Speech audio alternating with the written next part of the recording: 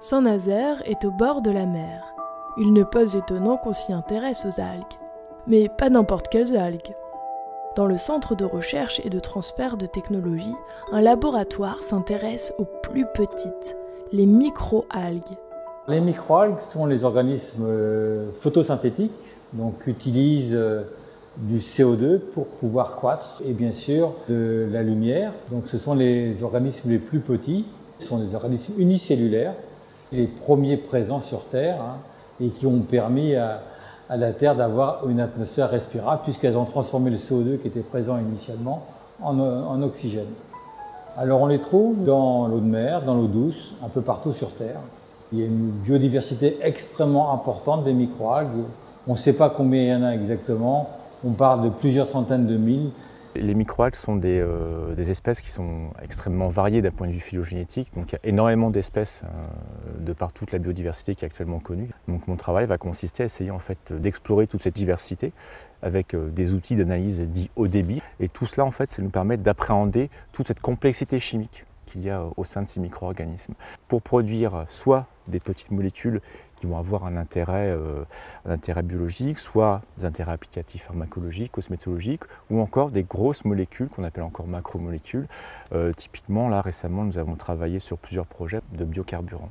Donc typiquement, on a réussi à faire produire à nos microalgues de fortes quantités de lipides, voire pour certaines espèces complètement originales, des quantités assez importantes d'hydrocarbures. Ce qui nous intéresse dans les microalgues, c'est leur potentiel d'application qui sont extrêmement variés. On peut orienter leur métabolisme vers telle ou telle application, ce qui est beaucoup plus facile à faire avec des microalgues qu'avec des plantes terrestres.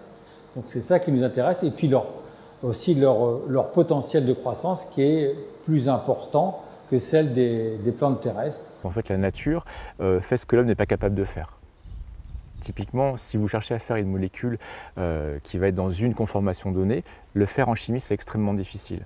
Alors que la biologie et certains micro-organismes, par exemple les microalgues, vont être capables de le faire très naturellement puisqu'elles disposent en fait donc du matériel enzymatique nécessaire à faire cela. Les applications sont innombrables. Mais n'anticipons pas. D'abord, comment ça marche? Alors nous, on part de souches qu'on récupère dans des collections. Ensuite, on commence par préparer des inoculums, des systèmes d'inoculation. Donc on va préparer ces inoculums avec la souche, le milieu nutritif qui nous paraît le plus intéressant par rapport à l'application que l'on a visée. Elles ont besoin donc du CO2, de gaz carbonique, elles ont besoin d'autres nutriments. Une fois qu'on a une concentration suffisante, on va mettre ça dans les photobioréacteurs. Et quand on met ça dans un photobioréacteur, c'est pas suffisant, il faut aussi apporter la vie. Alors la vie, c'est ça, c'est des inoculums. Et on ne sait pas comment c'est arrivé non plus sur Terre. Ça. On essaie de reproduire comment, à partir de matière organique, on arrive à créer la vie. Alors nous, on ne sait pas, donc on apporte la vie à travers ces inoculums. C'est pour ça que l'histoire commence ici. La suite de l'histoire se passe dans la pièce d'à côté, où se trouvent les photobioréacteurs. Donc des photobioréacteurs, il y en a plusieurs ici. On met donc des inoculums qu'on a récupérés à côté.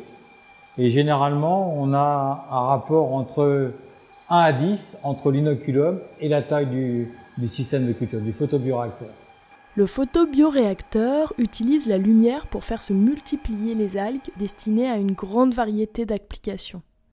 Ici, un biocarburant pour l'aviation, là, des pigments pour l'industrie pharmaceutique, ici encore pour l'alimentation des naissins d'huîtres, ou des panneaux qui risquent de faire du bruit dans le secteur du bâtiment, les biofaçades. Ça simule en fait un photobioréacteur qu'on va installer sur une façade de bâtiment. L'hiver, du fait de la symbiose avec le bâtiment, on aura de la chaleur qui permettra de garder une certaine température pour la culture des algues. Et l'été, ça va servir à limiter les apports en énergie solaire, puisqu'il y aura une partie du bâtiment qui sera couverte par des systèmes de culture. Les algues, pour pousser, ont besoin du CO2. Donc les bâtiments, suivant le type de chauffage qui est utilisé, peuvent produire du CO2 qui peut être utilisé en partie pour la culture des algues.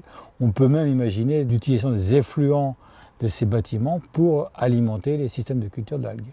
C'est une autre façon d'envisager la ville verte, c'est-à-dire produire des algues à vocation plutôt complément alimentaire ou cosmétique, enfin des choses qui sont plutôt à valeur ajoutée que de l'utilisation des algues pour faire de l'énergie. Même si, à terme, les algues pourraient éventuellement être méthanisées pour apporter de l'énergie. Donc on travaille sur la manière dont on fait circuler le milieu de culture à l'intérieur, notamment en utilisant des gazosiphons, pour limiter au maximum les dépôts d'algues sur les vitres. On simule numériquement ce qui se passe dans le réacteur, qui va être validé expérimentalement. Et à partir de ces résultats de simulation, on peut tester plusieurs scénarios d'injection du CO2 dans le réacteur afin de trouver quels sont les scénarios les plus optimums. En fait. Toute cette notion de fiabilité de modèles, etc., vient en fait de l'Agence spatiale européenne. Ils essaient de reproduire la vie pour envoyer les gens dans les planètes, dans les exoplanètes, ne serait-ce que pour aller sur Mars. Donc il y a tous différents compartiments qui sont étudiés pour pouvoir à la fois traiter les déchets, produire de l'oxygène et produire de la nourriture à partir de micro-organismes. Mais avant d'aller dans l'espace, il ne manque pas d'applications sur Terre. Et là, une question se pose. Que deviennent les modèles élaborés en laboratoire quand on passe à l'échelle supérieure? Pour le savoir, une plateforme a été créée. La plateforme s'appelle AlgoSolis. Ça, j'ai des systèmes de culture, c'est le plus grand ça qu'on en est. Elle a été inaugurée en juin 2015. Bonjour Arnaud, c'est ta récolte? Oui. C'est de la culture. La plateforme est divisée en 3. On a des systèmes de culture qui sont à l'extérieur, des systèmes de culture qui sont sous serre, et puis la troisième partie, c'est le bâtiment ici où on va avoir les préparations de milieu, on va avoir les analyses élémentaires, et puis tout ce qui est traitement de la biomasse qui est produit sur le site. Tout ce qui est ce qu'on appelle algo-raffinerie à une échelle quasi pilote, pré-industrielle. Alors, notre laboratoire, on travaille à l'ordre de grandeur, c'est 1 litre à quelques litres. Maintenant, sur la plateforme AlgoSolis, notre ordre de grandeur, notre plus petit réacteur fait plus d'une centaine de litres et notre plus gros fait 10 mètres cubes. Donc on voit tout de suite que le changement d'échelle est important. On est plus de 1000 fois plus que ce qu'on fait en termes de volume au niveau du laboratoire. Donc c'est réellement ce changement d'échelle qui va nous amener vers l'application industrielle. Et si on se projette dans l'application industrielle future, donc par exemple les carburants ou la nutrition en grande quantité, on travaillera sur des procédés solaires comme sur la plateforme AlgoSolis et on ne va plus parler en mètres carrés ou en centaines de mètres carrés comme sur la plateforme AlgoSolis, mais en hectares de production. Et là, c'est réellement les industriels qui prendront la main pour développer ce qu'on a fait nous ici au niveau de la plateforme pour en faire derrière une unité commerciale. Ça répond à des enjeux qui sont d'actualité et très forts pour le futur. On parle d'énergie, on parle d'environnement, on parle de nutrition. Rien que sur ces 3 volets-là, les microalgues y répondent. On est sur 3 enjeux de l'avenir. L'intérêt pour l'homme est important.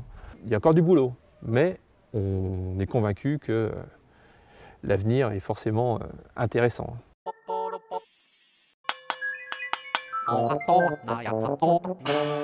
YouTube